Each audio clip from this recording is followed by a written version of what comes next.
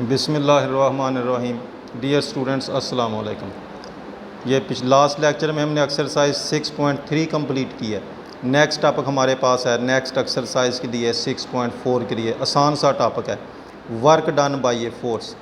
तो ना होने के बराबर ऐसी डेफिनेशन टॉपिक है, work done by a force. हमें पता भी अगर हम किसी चीज़ के ऊपर फोर्स लगाएं, ए पॉइंट के ऊपर कोई चीज़ पड़ी है, इसको खींच कर या धक्का देकर इधर को ए पॉइंट से बी पॉइंट तक ले जाएं, तो अगर तुम इसको स्केलर क्वांटिटी लेंथ ले इसकी, तो हम इसको डिस्टेंस कहेंगे, डिस्टेंस। अगर साथ डायरेक्शन काउंट कर लें तो डिस्प्लेसमेंट बन जाएगा। हमें सिर्फ मैग्नीट्यूड की ज़रूरत है, तो मैं कहूँगा भी ए से बी तक जो डिस्टेंस है वो किसके बराबर है, डी तक है। और यहाँ से खींचकर हम किसी चीज़ को यहाँ तक लाएं, जो फोर्स का उसके ऊपर वो एफ़ के बराबर है। तो अगर हम कांस्टेंट फोर्स लगाएं, फोर्स में कोई चेंज ना आए, if a constant force F act on a body and displaces it, इसकी जगह चेंज कर दें थ्रू डिस्टेंस डी, तो वर्क डन किसके बराबर होता है, वर्क बराबर हमारे को होता है फोर्स और डिस्टेंस का डिस्प्लेसमेंट का मल्टीप्लाई, यानी फोर्स और डिस्टेंस की मल्टीप्लाइकेशन, प्रोडक्ट उनका। अगर वेक्टर क्वांटिटी में रहते फिर एफ़ और डी का डॉट ले लेते हैं, हमने सिर्फ मैग्नीट्यूड काउंट किया है, तो एफ़ और डी को मल्टीप्लाई करेंगे तो हमारे पास क्या आ जाएगा, वर्क आ जाएगा। अगर फोर्स कांस्टेंट रह जाए, बाज़ बात हमारे पास फोर्स कांस्टेंट नहीं होती, यानी कभी फोर्स हम थोड़ी लगा लेते हैं, कभी फोर्स ज़्यादा लगा लेते हैं। If a variable force F move a body from along A curve path, यानी ज़रूरी नहीं है स्ट्रेट लाइन हो, स्ट्रेट लाइन हो तब भी ठीक है, यहाँ से थोड़ा सा इधर को गए फिर इधर को गए, चलते चलते ऐसे तय करते करते यहाँ तक पहुँच गए। तो अगर यहाँ से यहाँ तक किसी बॉडी को हम ले जाएं, कर्व के साथ ले जाएं या स्ट्रेट लाइन के साथ ले जाएं, तो जो भी उसने डिस्टेंस तय किया उसको डी लेंगे। फोर्स अगर वेरी करती रहे, चेंज होती रहे, यहाँ पे ज़्यादा से यहाँ पे जाकर हम थक गए, थोड़ी फोर्स लगा दी, फिर थोड़ा सा फोर्स बढ़ा दी, मुख्तलफ यानी पॉइंट्स के ऊपर मुख्तलफ फोर्स लगती रहे, फोर्स वेरी करती रहे, तो फिर वर्क डन किसके बराबर होता है, जिस पॉइंट से स्टार्ट लें, जिस पॉइंट तक जाएं, ए से बी तक, और एफ़ को जो फोर्स होगी उसको क्या करेंगे, इंटीग्रेट करेंगे, और ये हमारे पास क्या आ जाएगा, वर्क डन आ जाएगा। तो वर्क डन होता है ए से लेकर बी तक F of x into D x के बराबर। तो अगर फोर्स के इसके यूनिट हैं, फोर्स को मैयर करें कि इसमें न्यूटन में, और डिस्टेंस को मैयर करें मीटर में, तो वर्क के यूनिट हमारे पास होते हैं न्यूटन मीटर, न्यूटन मीटर, या 1 न्यूटन मीटर को 1 जूल भी कह लेते हैं, ये वर्क के फोर्स हैं। इसी तरह अगर हम फोर्स को मैयर कर लें पाउंड्स में और डिस्टेंस को मैयर कर लें फीट में, तो फिर इसके यूनिट होते हैं foot pound. Foot pound work के यूनिट बनेंगे फुट पाउंड के बराबर, और 1 फुट पाउंड जो होता है वो होता है 1.36 जूल के बराबर। ये ऐसे छोटी छोटी एग्जांपल्स हैं कि how much work is done in lifting, lift का मतलब ऊपर उठाना, 1.2 kg book off the floor to put it on a desk that is at height 0.7 meter high, 0.7 meter high. Use the fact that acceleration due to gravity is 9.8 metre पर second. ये हमारी किताब के ऊपर एग्जांपल है। वो कहता है भी आपके पास एक किताब है, उसको उसका वेट कितना है, मास कितना है उसका, 1.2 kg, 1.2 kg की मास की एक बुक है। इसको आपने नीचे से उठाकर ऐसे ऊपर उठाकर किसी मेज़ के ऊपर रखना है, जिसकी हाइट कितनी है, 0.7 मीटर हाई। तो जी की वैल्यू ये बताएं आपने वर्क कितना किया, ये इसका पहला पार्ट है। दूसरा पार्ट सवाल का क्या भी, how much work is done in lifting a book of 20 pound. पहले केस में बुक का मास दिया उसने 1.2 kg, और दूसरे केस में उसका वेट दिया हुआ है 20 पाउंड के बराबर। ये तो 6 फुट उसको ऊपर उठा कर ले जाना है, कितना हमारा वेट, कितना वर्क कितना करना पड़ेगा। तो पहले केस में बुक का मास है 1.2 kg, हमने बनाना है उसका वेट, तो फोर्स यानी वेट बनाएंगे W = mg, F = mg।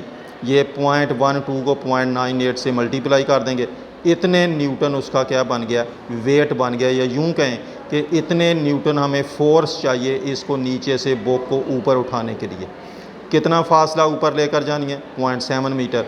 तो वर्क डन के इसके बराबर होगा F dot D, F into D, इनको मल्टीप्लाई करेंगे, इतने जूल हमें क्या करना पड़ेगा, वर्क करना पड़ेगा।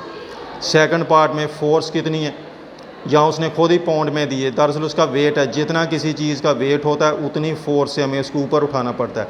अगर वो हल्की है तो ऊपर उठाने के लिए हल्का वेट, थोड़ी फोर्स लगानी पड़ेगी। अगर वो भारी है तो ऊपर उठाने के लिए ज़्यादा फोर्स लगानी पड़ेगी। जितना किसी चीज़ का वेट है उसको ऊपर उठाने के लिए उतना ही हमें फोर्स लगानी पड़ती है। उसका वेट 20 पाउंड है तो ऊपर उठाने के लिए जो उसके ऊपर फोर्स लगाएंगे वो भी कितनी है, 20 पाउंड है। और फासला किसके बराबर है, 6 फीट ऊपर लेकर जाना है। तो वर्क किसके बराबर होगा, फोर्स रेफ को क्या कर देंगे, मल्टीप्लाई कर देंगे। तो ये हमारे पास क्या आ जाएगा, वर्क डन के बराबर आ जाएगा। ये पहली टाइप की एग्जांपल है कि जब हमने स्ट्रेट लाइन के ऊपर बॉडी को नीचे से उठाकर ऊपर ले गए। फिर ये सेकंड एग्जांपल है। सेकंड एग्जांपल में वो हमसे ये पूछता है कि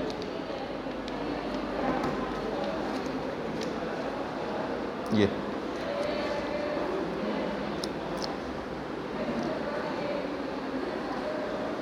सेकंड एग्जांपल है, when A particle is located at A distance x feet from the origin. वो कहता है कि जब हमने एक पार्टिकल को देखा वो ओरिजिन से x फीट के फासले पर था।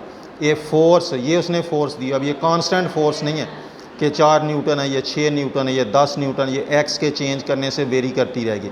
इतने पाउंड फोर्स, पाउंड्स में दी हुई, इतने पाउंड फोर्स जो है उसके ऊपर एक्ट करती है।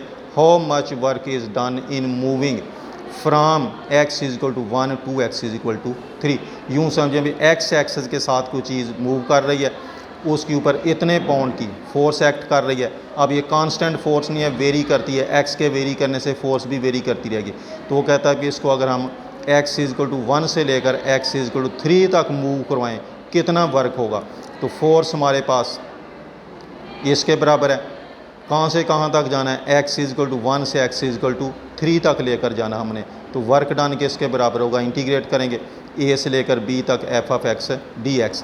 ये 1 से लेकर 3 तक फोर्स को इंटीग्रेट कर दें और इसकी लिमिट्स पुट कर दें तो इतने हमारे पास फुट पाउंड क्या बन जाएगा, वर्क हो जाएगी। ये दूसरी टाइप की एग्जांपल है कि जब कांस्टेंट फोर्स ना हो बल्कि फोर्स क्या करती रहे, वेरी करती रहे।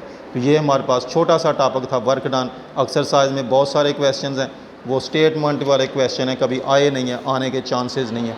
तो बस ये 2 सवाल एग्जाम्पल करने वाले थे, वो मैंने यहाँ से आपको करवा दिए। नेक्स्ट टॉपिक हमारे पास है average value of a function. क्या होती है average value of a function. ये एवरेज वैल्यू से हम जानते हैं, अगर हमारे पास 1 नंबर लिखा है, फिर 2 लिखा है, 3 लिखा है, 4 लिखा है, 5 लिखा है, हमें पूछे भी इन नंबरों की एवरेज निकालें। एवरेज जैसे औसत हम कह लेते हैं उर्दू में।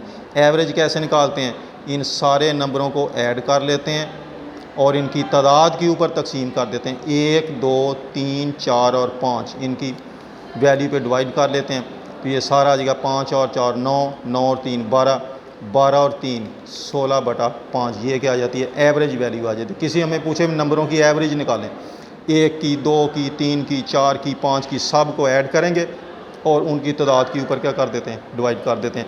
इसी तरह हम किसी फंक्शन की एवरेज वैल्यू भी निकाल लेते हैं।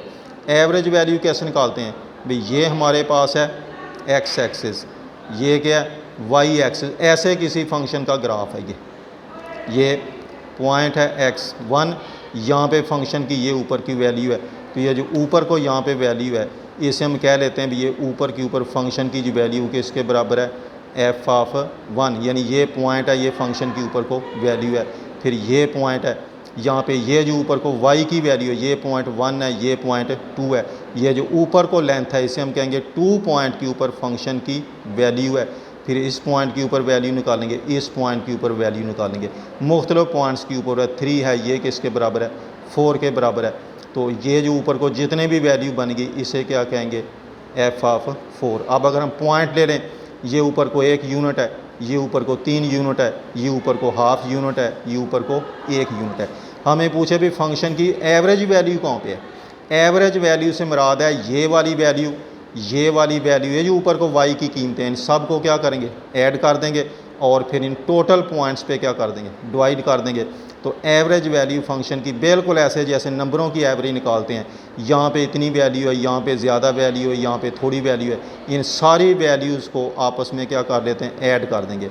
f ऑफ 1 जमा f ऑफ 2, चलते चलते फ़र्ज़ करें 4 पॉइंट है जमा f ऑफ 4, ये वैल्यूज़ के ऐड कर दिए हैं। कितने पॉइंट हैं, 1 पॉइंट है, 2 पॉइंट है, 3 पॉइंट है, 4 पॉइंट है। इनके दरमियान ये टोटल लेंथ कितनी बन गई, टोटल लंबाई कितनी बन गई, ये बन गई 4 से लेकर कहाँ तक, 1 तक। पॉइंट कितने बन गए, 1 2 3 है, यानी एक इंटरवल है, दूसरा इंटरवल है, तीसरा इंटरवल है।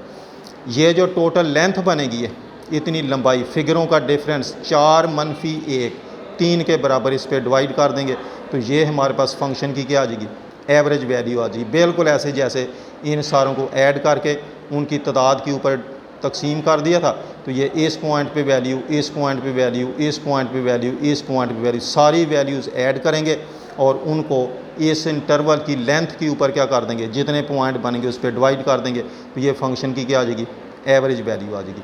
तो ये निकालने के लिए अगर हमें पूछे भी फंक्शन की एवरेज वैल्यू निकालें तो